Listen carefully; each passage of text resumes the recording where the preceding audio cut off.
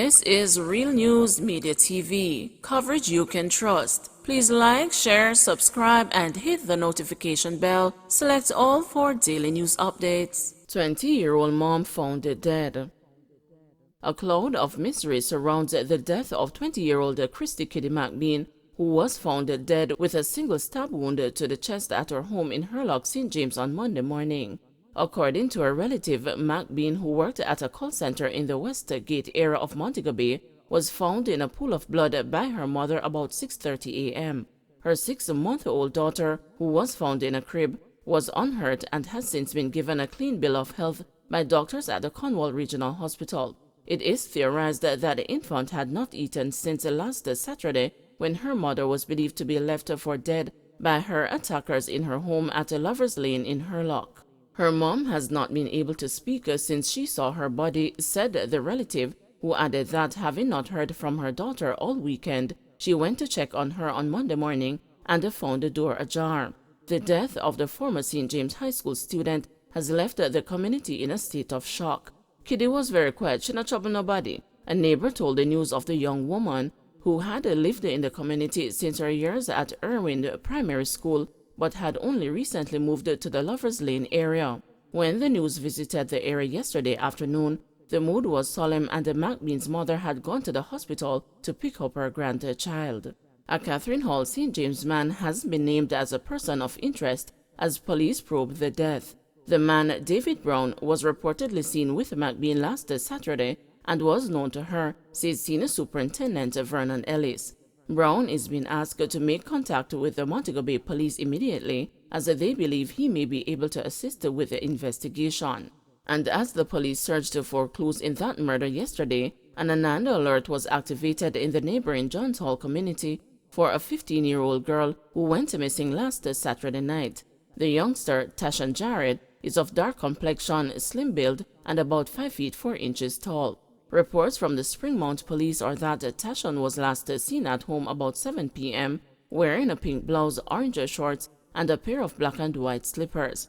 Anyone knowing her whereabouts is being asked to contact the Springmount police at 876-610-6223, Police 119 emergency number, or the nearest police station. Gunman scouts out church on Sunday and robs it on Monday. A man who scouted out the 150-year-old Sharon Baptist Church in Santa Cruz, St. Elizabeth on Sunday returned 24 hours later to rob the place of worship, taking with him an undisclosed amount. The man, believed to be in his early 20s, pulled a gun on the church's administrative secretary at about 12:30 p.m. yesterday, shortly after begging and receiving food from her.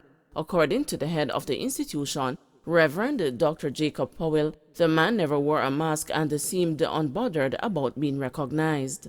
The fact that he asked for prayer after church ended on Sunday, paying keen attention to where the offering collected was being placed, led Dr. Powell to conclude that he came to scout out the place. He never really wanted prayer.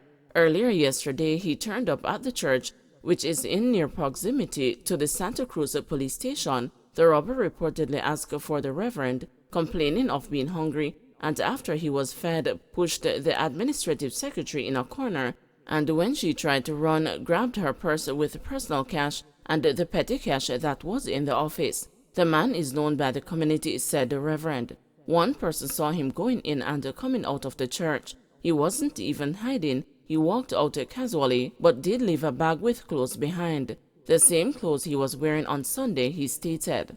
A policeman who was also in church on Sunday and saw him talking with Reverend Powell was able to describe him. Before robbing the administrative person, he told her his stepmother put him out of their home, advising him to go down to the church to the pastor for help. The head of the church told the news. Reverend Powell's experience with crime in the country comes as gunmen, robbers, and criminals desecrate and show disdain for the house of God. This was the first time the church was being robbed, but Dr. Powell admitted that this concretizes what the scripture says about a generation that does not know the Lord.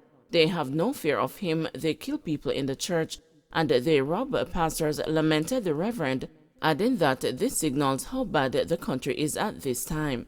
Persons have no regard for the sacred space or the house of God. They don't see the church as the holy ground, he noted. Dr. Powell says he leads a church that is kind, where members don't feel threatened or afraid.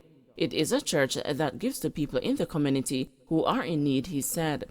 So it was so easy for him to pounce upon the administrative secretary because she would not have expected that. If I were there, I would have had my guard down the same way, he said. The Sharon Baptist Church was established in July 1872. Kids escape harm in drive-by attack. A father is thankful his son and other children were spared the wrath of gunmen traveling in an SUV before going on a shooting rampage on Fitzgerald Avenue in St. Andrews Sunday night. Reports are that one man was shot and injured about 9:30 p.m. when a Mitsubishi Pajero drove up with guns blazing from both the driver and the passenger side of the vehicle. He was treated at the Kingston Public Hospital and released. The news understands that about 20 shots were fired in the direction of the injured man, women, and the children who were seated under a shopfront sheltering from the rain. The Maxfield Avenue community is now on edge. It's a good thing him no get hurt. Him get a little cut on his hand and him shake up, the father said of his child. A bear pitney them there so and them come up and fire bear shot. Bullet holes were visible on the walls of the shop at the corner of Fitzgerald Avenue and Water Street and other walls in proximity. The residents say it was the rainy weather that caused the streets to be emptier than usual Sunday night, citing that the outcome could have been worse had more people gathered. Nobody now look for gunman come shoot up place in a Pajero. Well, rims up. If it was a pro boxer Axio, then the man them would have said which car this. I just gone through window and pure shot. A female resident speaking on condition of anonymity said. Those Toyota motor cars have been profiled as the vehicles of choice for some criminals. As at May 26, shooting reports nationally declined 11% year-on-year. There have been 367 shootings this year, compared to 411 for the corresponding period in 2021. Meanwhile, 463 persons have been killed since January 1. That represents 1% increase year-on-year when compared to 458 killed during the similar period under review in 2021. Reports of other major crimes such as rape and robbery have declined. No evidence of phone data tampering, says witness. An expert witness in the Klansman Wandon gang trial testified on Monday that he had not detected any evidence of tampering with the data stored on 3 phones, including secretly recorded conversations of defendants.